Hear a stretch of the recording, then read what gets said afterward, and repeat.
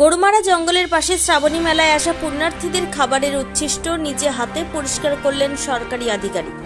মঙ্গলবার এমনই এক দৃশ্যের সাক্ষী রইল জলপাইগুড়ি জেলার মেটলি ব্লকের টিয়াবন সংলগ্ন এলাকার মানুষ। ঘটনা প্রসঙ্গে ব্লকের যুব আধিকারিক অর্ণব ভট্টাচার্য বলেন, সোমবার সকালে অফিস আসা এবং ফেরার সময় লক্ষ্য করি শ্রাবণী মেলায় আগতদের জন্য রান্নাবান্না করা হচ্ছে। এরপর আজ এলাকায় খাবারের উচ্ছিষ্ট কাগজের প্লেট ছড়িয়ে ছিটিয়ে থাকতে দেখি। এমন পরিবেশ থেকে বন্যপ্রাণ সহ সমগ্র জীববৈচিত্র্য ক্ষতিগ্রস্ত হয়। সেই কারণেই আমরা পড়ে থাকা আবর্জনা খাবারের উচ্ছিষ্ট কুড়িয়ে একত্রিত করে স্বাভাবিক অবস্থায় ফিরিয়ে আনার চেষ্টা করেছি।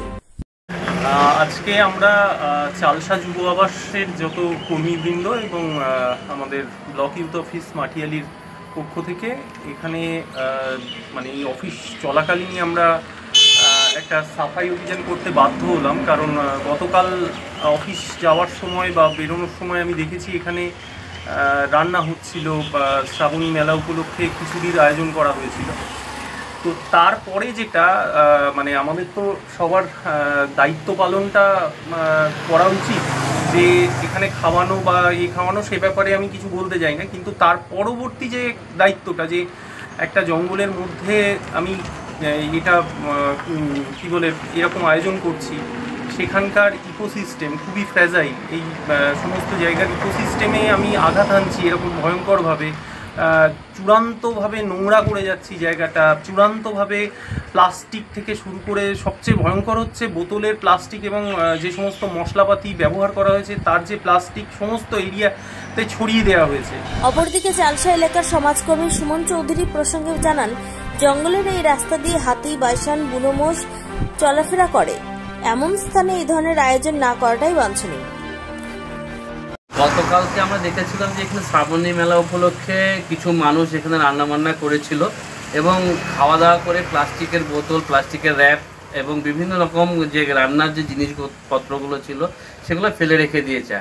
এখন সারা মাস ধরে শ্রাবণী মেলা চলবে, প্রচুর মানুষ ভক্তরা যাবে আসবে, কিন্তু জঙ্গলের মধ্যে এইভাবে অবৈধভাবে নেমে এইভাবে রান্নাবান্না করা বা খিচুড়ি খাওয়ানো এটা কিন্তু বেআইনি। মানে বন দপ্তরের ক্ষেত্রে সেটা খুব আইন লঙ্ঘনকারী।